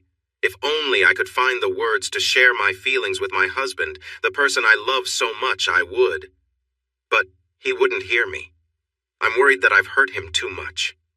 We haven't spoken much since that day when Mark left the doctor's office. Our talks have only been brief and mostly about Alyssa. I'm not sure what to say to him. Dr. Jameson says I need to let go of my guilt, but I don't know how to do that. I feel guilty. guilty for what I did to Mark and to Alyssa. The memory of what I said to him the last night I was with Brian keeps coming back to me. I can't sleep without hearing those hurtful words echo in my mind. I don't deserve someone like Mark. He's right to distance himself from me. I can't explain why those long months spent with Brian feel so strange to me. It's like I was walking on something soft, not feeling the ground beneath me. But at the same time, in my mind, I felt like I was walking on the edge of something sharp. Any wrong step could hurt me deeply, and it felt like I could fall and never get back up. That's how I viewed my life. How do I explain the confusion that filled my mind for so long? I couldn't think clearly. When Mark spoke to me, his words were just sounds lost in the chaos inside my head. I wanted to understand him, but I simply couldn't. It's really difficult to recall the things I did. I try to remember because I want to heal, but it feels like I can't find anything to grasp. Everything from those days and months feels like it happened to someone else. It's like I was watching myself from a distance. Dr. Jameson listens when I say this. She says she understands, but I don't think anyone truly can. Sometimes, I feel like I might burst apart into so many pieces. I don't know where this will lead. Part of me thinks that one day everything will just be calm again. It's been 3 months now, 3 months since Mark and I met with Dr. Jameson. I feel better. I'm not scared anymore when she wants to help me relax. She can guide me quickly now. It's not like the shows you see where they snap their fingers, but I'm able to focus much better, and she can ask me anything. I'm not embarrassed by anything she brings up anymore. She has found out so much about me, and when she brings me back, we talk about what we discussed while I was in that relaxed state. Sometimes, when I mention things outside that calm state, it feels like they disappear as if they were never there. I don't quite understand how that works, but Dr. Jameson says it's my mind's way of handling things. She explains that talking about them helps me face and set aside the memories as if they were clothes I no longer want to wear. It does feel good to let them go. I feel clean and refreshed again, but the pain always comes back when I think about my little girl and my husband. Take it one step at a time, Dr. Jameson tells me. Big issues don't get fixed quickly. They need time and effort. Sometimes Dr. Jameson helps me see things differently. She encouraged my parents to come visit from Albany for a week. It was hard for me to face my father and tell him how much he hurt me when I saw him with Aunt Ruth. I mentioned how bad it felt to see him with her, and how I wished he understood it was wrong.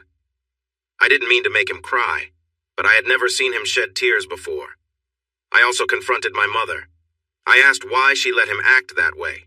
Didn't she realize how awful it made me feel? I wanted to know why she didn't take action. Watching my parents cry made me realize how much they had aged. I couldn't stand it, so I knelt between their chairs and hugged them both. I wished for their love and for them to care for each other. We cried together, and then Dr. Jameson spoke softly to us for a long while. We all shared our feelings until we were too tired to continue. Mom explained that she discovered early on that she had little interest in being intimate. She told me she didn't like the idea of being exposed or the messiness involved. She said having me was one of the few times she let herself be open with Dad, and she was sorry there wasn't more she could do about it. She was the one who suggested Dad find someone else. Her sister was alone after losing her husband, and Mom thought it would be a good match since her sister had a good energy and was missing a partner. Dad was in good health and didn't have a woman in his life. Mom apologized for me finding out about it. Dad was sorry too. He knelt down and asked for my forgiveness, and I told him I forgave him, and I truly meant it. I didn't feel like I was running into a wall anymore. Dr. Jameson spoke with my parents for a few hours each day while they were here. When they left to go home, they both seemed much happier than I had seen in years. Mom was holding on to Dad like they were very much in love, like I used to feel with Mark. I feel much stronger now. It's been nearly 6 months since Dr. Jameson first helped me with hypnosis. I understand things more clearly now and can see many past actions and feelings that I realize were unwise. I can't believe I let myself get into those situations. I don't understand why I agreed to go out drinking with those girls. That was the beginning, I think. Dr. Jameson gave me a list of books to read, and it opened my eyes. Alcohol can really change a person. It dulls the mind and lowers your guard. Drinking a lot can be harmful. It makes the body work hard to get rid of the toxins and messes with how the body functions. Dr. Jameson helped me realize that I was drinking heavily to numb my feelings. But that just made me more open to Brian. It made it easier for him to take advantage of me, even though I didn't really care for him. I knew he saw every woman as a prize, and he didn't think of us as real people. I understood he wasn't a good person, and it hurt every time I let him into my life.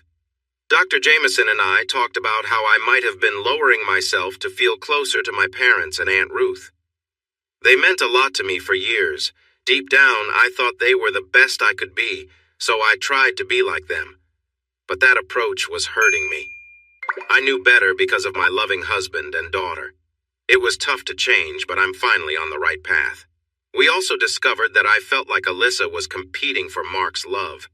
I realize now that it was silly, but it made me feel upset when she and Mark were together. Dr. Jameson, along with another expert she consulted, mentioned that I might have felt this way after Alyssa was born. Many call it postpartum depression, which is a kind of sadness that can happen after having a baby. I don't know why it gets so much attention because it can feel so unfair. Thankfully, I never experienced severe issues during that time. I never felt like I wanted to hurt myself or Alyssa. What I faced was simply being so tired all the time. But I struggled to sleep. I was often moody. I thought Mark didn't love me anymore, even though he kept telling me how much he cared. I felt distant from him and everyone else. Those old thoughts about my parents didn't help either. I was overwhelmed. I wanted to be a good mother, but I struggled. I found it painful to care for Alyssa, which made me upset. Because I was so irritable, Mark began giving Alyssa her formula and changing her more often than I did. He walked around with her when she cried. I don't think I ever got up at 2 a.m. to feed our baby. It was always my wonderful husband who did that. I realize now how special that was. Friends I talk to say they would have done anything for their partner to help even a little when their children were small. Dr. Jameson says my hormones might have changed too. For a long time, I didn't want Mark to be close to me. When I finally did, he didn't notice right away, and it took us a long time to reconnect. Even when we did, I felt like I was still holding back, although I'm not sure if I truly remember that or just recognize it now. Then I got involved with Brian, and everything got chaotic for me. I'm not sure if it was because things got crazy or if I let Brian influence me. I feel okay thinking about it that way. It might not be exact, but it doesn't upset me. And Dr. Jameson says that's what matters. I sometimes get really upset with myself. How could I have been so foolish? A lot of what I did when I was drinking and spending time with Brian doesn't make sense when I look back. It has been 8.5 months since my husband and I talked with Dr. Jameson about my first hypnotherapy session. She calls it deep relaxation hypnotherapy. She can get annoyed because she says anyone can hypnotize someone on stage.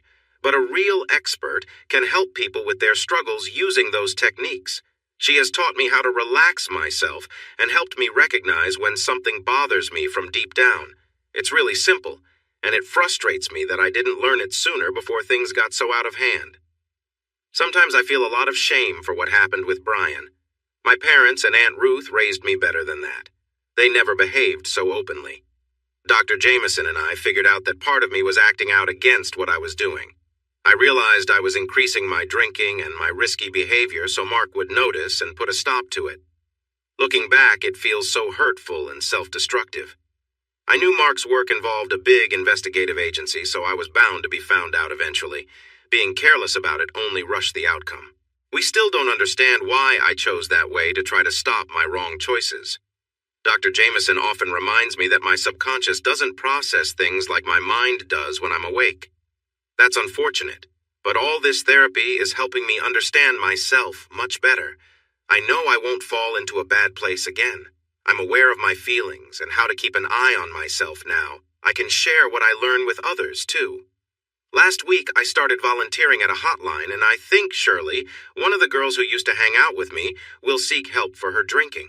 I offered to take her to an AA meeting and find her a sponsor. She started crying because she was so grateful to have someone who cared. I felt really good about helping her. I'm going to support her all the way. Me? I tried to have a little wine recently, and it almost made me feel unwell. Christmas has come and gone. It's almost a year since I first learned about hypnosis. I see Alyssa a few times a week. Mark lets me see her whenever I want. I just have to call him. It's not the same as living with her and my husband, but it's better than nothing. She'll be 5 soon. She's growing up fast, and I wish I could be there more. When I visit Dr. Jameson, we don't have much to discuss anymore. I feel so lively and happy to be alive now. I truly feel good about myself. I know I made mistakes, but it feels like a different person made those choices. I'm not the same woman who pushed my husband away. I've been feeling restless lately. I haven't been close to my husband in a long time, and I miss him. I won't feel complete until I'm back with him and my daughter. I talked to Dr. Jameson about my worries. I told her I wasn't sure if Mark loved me anymore and felt stuck about what to do. She asked why I thought that, and I shared that he seems distant at times and doesn't like me to get too close or have private conversations. She made a sound like she was judging me, but now I just roll my eyes at her in my head. We only show our true feelings when it's just the two of us. She's become closer to me than my mother was for a long time, but even that has changed. My mom called recently, sounding really happy. She and Dad were going on a cruise to Jamaica to reconnect. I was surprised. It seems like Dr. Jameson's treatment and some additional counseling have helped my mom in ways I didn't expect. We cried together, and it was a good kind of cry. Anyway, I told Dr. Jameson I wanted to be with my husband again, but I wasn't sure if that could happen. He didn't seem to care. Once she finished being a little judgmental, she asked if Mark had finalized the divorce with his lawyer. He hadn't, but I thought maybe his lawyer advised against it, considering I was in therapy. Dr. Jameson held back a sniffle this time. She asked me if she had ever asked for anything in return for all the time we had spent together over the past year. She pointed out that Mark could have stopped our sessions any time he wanted by not paying, but he hadn't done that. I realized she was right, even though I hadn't thought about it like Dr. Jameson did. It changed my perspective. She also asked when the last time was that Mark had kept me from seeing Alyssa, and I knew he never had. She said I should think carefully about those things. They didn't seem like actions from someone who wanted to keep me away. I mentioned that I doubted Mark would want me back after everything that had happened between us. She laughed at my words, and I found it amusing, too. I really admire Dr. Jameson. She is always calm and collected. She explained that Mark was more hurt about the trust between us being broken than about anything else. His pain was less about the physical side of our relationship and more about feeling abandoned in our marriage. I never intended for any of this to happen. I recognized that deep down. If I had been clear-headed, I wouldn't have made the choices I did. It makes me uncomfortable when I think about the places we went and the late nights we spent out. Thinking back, I realized that except for a short time, I had only ever kissed Mark. Everything that happened is closely tied to the hurt I caused him and our child. I feel terrible about my actions, and I don't know how else to express my apology to Mark beyond what I have already said whenever he listens. Dr. Jameson asked if Mark would consider returning to counseling with me. She mentioned that he likely had a lot of feelings he needed to sort through. She suggested that if Mark saw I was working on myself and recovering, he might be willing to try to rebuild our marriage instead of walking away. I told her that the last time I had mentioned working with her to him, he didn't respond. Dr. Jameson asked how long ago that was, and I had to think. It had been several months. She reminded me that a lot can change in a short time. She said Mark might be waiting for a sign from me that I wanted to work with him to save our relationship, or, even better, to find a new way forward together. Then, our time was up because her next appointment arrived. All of this made me reflect. I noticed moments where Mark didn't seem to completely cut me off. I remembered seeing him watch me as I walked away after dropping off Alyssa, and I started to wonder if I had misread his expression, which could have shown pain instead of indifference. I think I'll call him tonight. He always gets home by 6 p.m. because he takes care of Alyssa full time. After dinner, they play games, watch Disney Channel, or read books together. He seems happy during that time. I think I will call him to see if he would like to join some of my therapy sessions. Maybe being there will help him understand how I am doing. I hope it means something to him. I want my husband back. I want to be his wife and partner more than anything. If he takes me back, I believe I can make our daughter happy again because she will have her mother with her. First, I need my husband back. I will do what it takes to win him over again. I want him to see that I am still his. I have a grandson, Carl said proudly. I looked at him over my coffee cup. I think sometimes I keep the coffee shop busy. I drink a lot of coffee. Recently, I had to switch to decaf in the afternoons, or I would be too jittery when I got home to Alyssa. Carl preferred tea, which seemed to help him avoid some of my stresses. Yes, I know, I replied. 2 of them. I've met them a couple of times. I had met them at every family picnic or dinner Carl brought them to. It wasn't really 2 times. I had seen his granddaughters and grandsons grow from babies to young children, but Carl shook his head. No, I have 3 grandsons. I tilted my head. I didn't know this. I stayed quiet. Carl had become a close friend over the past year and a half. He helped me uncover the truth about my wife's actions and then quietly ended the investigation team that assisted him. Only he and Maggie, my secretary, knew all the details. My daughter Janet's oldest son, Zane, has been in care for years, Carl said softly. He is 15 now. I didn't know, Carl, I said gently. I am so sorry. I should have paid more attention. I felt awful. He brushed it aside. It's okay, he replied. He was already in treatment in Colorado when I started here, and he isn't part of our daily lives anymore, though we visit him when we can. I nodded, feeling uneasy. I felt like I let him down. Zane is quite tall for his age. 6 feet already, Carl added, lost in thought. His weight goes up and down. He might weigh 250 pounds for some time, then forget to eat and drop down to 170 before you know it. Carl shifted in his chair, and the leather creaked beneath him. Zane doesn't really live in the present. He hears voices that trouble him, confuse him, and sometimes lead him to act out, Carl said, watching the way his coffee stirred in the mug with his hand. Physically, he's very strong, but mentally he's quite young and hard to manage. Some days he seems like a cheerful 10-year-old boy. Other days, when he's feeling paranoid, he becomes very difficult. My daughter couldn't handle him. He has been bigger and stronger than she is since he was 11, and we went through a tough time having him in a treatment center. Carl stirred his coffee that didn't need stirring, looking troubled. We hope they can help Zane learn to manage his challenges so he can take care of himself when he grows up, but we can't be sure. He can tell the difference between the voices in his head and real people now. We have hope for him. He's responded well to some treatments. He coughed lightly, glancing at me. Have you seen the movie A Beautiful Mind? He asked. I nodded. Well, he said, the doctors say that's like my grandson Zane. If you want to understand him, that's a good movie to watch. I nodded again, my eyes lost in thought as I recalled some of the heavy moments in that film. I shook my head gently.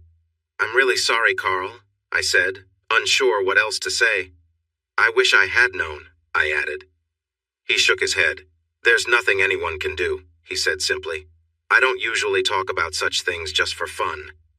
For the first time in a long while, he turned in his chair to face me directly. Boss, I'm not ashamed of my grandson, but I don't share much about him with anyone. My wife and I avoid talking about him because it brings up a lot of difficult feelings that we need to keep in check to get through our days. You understand?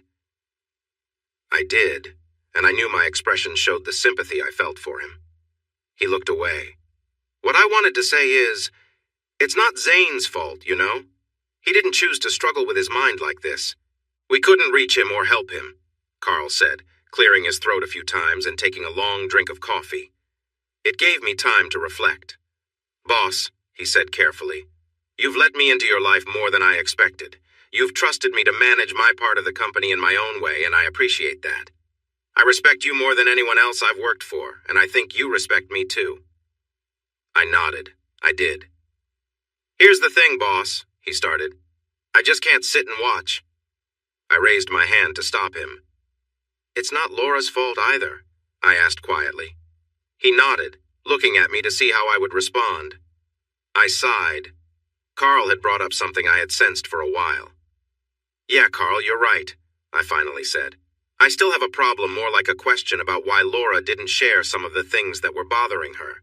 But I've read a lot and I understand more now. I bit the inside of my cheek for a moment. I hear you, Carl. She didn't mean for her mind to play tricks on her, but some of what she did was so hurtful. My hands waved in frustration. Carl nodded, understanding my struggle. But Mark, he said gently, can you let that go? Deep down, can you see that if she had been herself, She would never have done those things? If she were the Laura you married, the Laura I know before she was overwhelmed by things she couldn't understand, she wouldn't have been unfaithful. You know that. I know you do. He watched me for a moment. I wanted to agree, but memories of that last night kept flooding my mind. Strangely, the anger Laura had felt that night in Las Vegas had also brought her out of a long fog. I had learned at least that much from Dr. Jameson.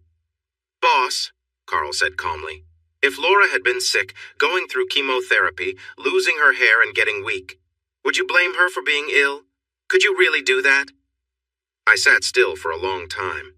I had thought about this before, but Carl painted a vivid picture I couldn't ignore. He was asking me to look at my beliefs and question whether I was a real man or just a false idea of one. Did I want my pride and my natural dislike of the thought of Laura being with someone else to define my manhood? It felt like my thoughts were on display. Or maybe Carl was more insightful than I realized. "Mark," he said kindly, "if you met a young divorced woman, let's call her, Laura, and you thought about having a serious relationship with her, would you ask her how many previous partners she had, what their relationships were like? Would you?" he asked, challenging me. "I didn't think so," he concluded, seeing the answer on my face. Honestly, those details were none of my business. They were part of that fictional woman's private past. They were things a man marrying a divorced woman would learn to overlook. He would come to terms with her past as if it were normal, not feeling ashamed or wanting revenge. If he were strong enough, she would also accept his past, knowing he was with her now, not the other women from before. Suddenly, I remembered a few parties I went to with a girlfriend before I met Laura. I didn't think much about those crazy times. I hadn't thought of them in years, but some of my actions there weren't something I was proud of. Laura lived with that part of me, even though she never knew. Those moments shaped me just like the high school football games I played. They taught me what to avoid and who I didn't want to become. "Carl?" I asked, settling back into my comfortable chair. He raised his eyebrows in curiosity. "I know you have a degree in criminology, Carl. Did you also study psychology?" I asked with a small smile. He smiled back and shook his head. "Nope," he replied briefly. "But I was a police officer for 17 years, boss. You see a lot driving around in the patrol car." His expression became serious. "My grandson also taught me many things. I wish I had a better attitude when I started spending time with him." I raised my hand to signal him to stop. "Don't be hard on yourself, Carl," I said kindly. "We all learn as we go. And today I learned something, my friend." "Thank you," I said simply. "No problem," he replied with a grin. "You were already heading in that direction. I just helped you move along a bit faster, that's all." Just then the phone rang, interrupting our conversation. It was Maggie on the intercom. "Yes, Maggie," I said, pressing the button to put her on speaker. "Mark, Laura is on the phone," she said softly. I paused for a moment. "Please connect her," I finally replied. I turned to apologize to Carl for taking the call, but he was already slipping out the side door to his office. He gave me a thumbs-up sign before disappearing. "Doctor," I said softly, "I've found ways to deal with almost everything about this situation, but I still struggle to understand why my wife didn't talk to me about her concerns at the start. I might not have understood right away, but she could have at least said something." The doctor looked at me thoughtfully for a moment. I knew she remembered when I walked out more than a year ago after something she said upset me. "I'm not going anywhere," I told her with a slight smile. Her eyes widened briefly. She didn't expect me to understand her so easily. She smiled back at me. "She wasn't able to express her feelings clearly enough to understand them, Mark," the doctor said. "And that's if she even realized when her memories started to bother her," she added. "Laura didn't know how to deal with her feelings back then either."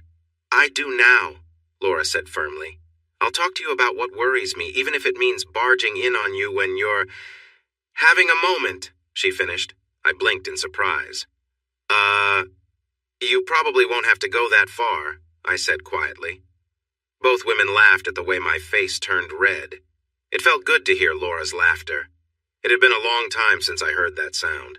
She held my hand tightly between hers. We were sitting close together, our arms brushing against each other. I felt comfortable with the closeness again. With Carl's help, I had crossed a line, and I wasn't going back. "As Laura said, Mark, She now has the skills to handle her feelings and any troubles that come to the surface. There's no sure thing, but she's much better equipped now. It's taken a long time for Laura to reach this stage, and we still have some things to work on, but she has won many of her inner battles. You two will still have things to talk about together, but Laura and I believe that there won't be so many issues hitting her at the same time anymore. What about you, Mark? The doctor asked. Are you okay with what we've talked about? I took a deep breath. Dr. Jameson, with the help of a good friend, I've worked through most of my concerns. I smiled briefly at the doctor, recalling how I had disliked that word a few months back. My friend shared about his young grandson, who has the same mental condition shown in the movie, A Beautiful Mind. Hearing about what Carl's family went through made me face my anger and put it into perspective. The doctor nodded, showing she understood my feelings and Carl's family's struggles. I had to rethink many things, I continued, and I let go of the anger I had been holding. I paused for a moment. I won't say I'm completely healed, but it's no longer the main thing I focus on, I added. I turned to my wife. There will be times when I might feel low and some of my frustration might slip out, and I might say things to hurt you, Laura, but I will work on getting better. And I won't stop trying, okay? Laura's eyes filled with tears. She could only nod and gently squeeze my hand.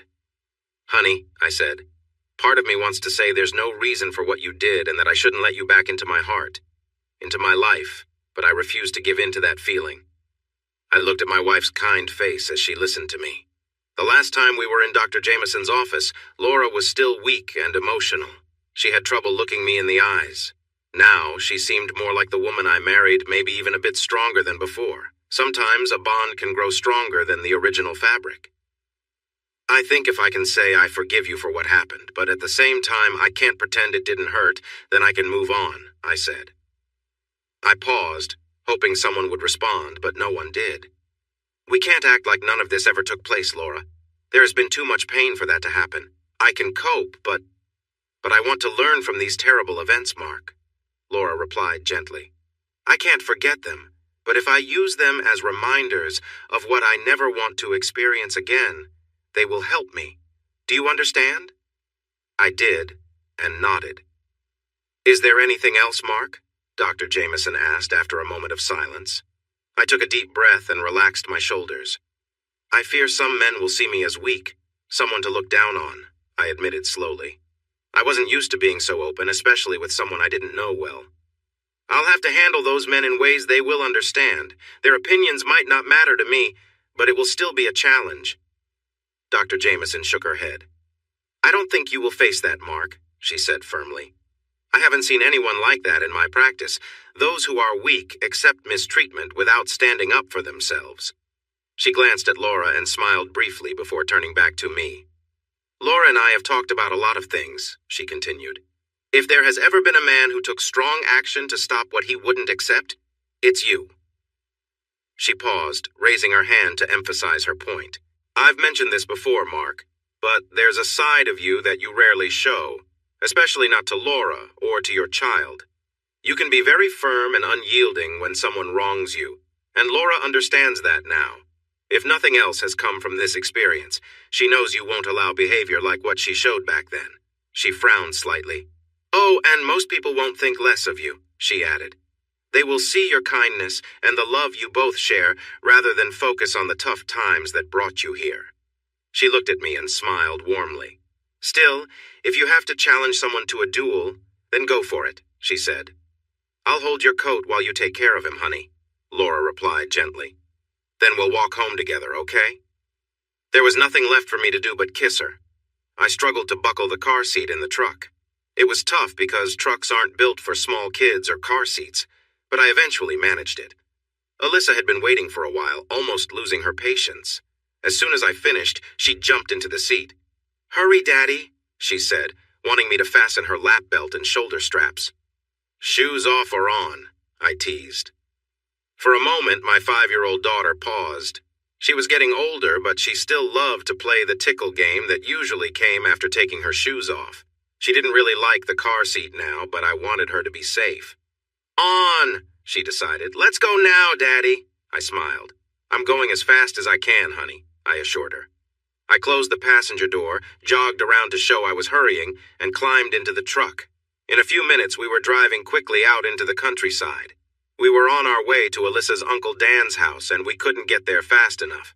Laura had been staying with her brother Dan for the past year and a half while we worked on fixing our relationship.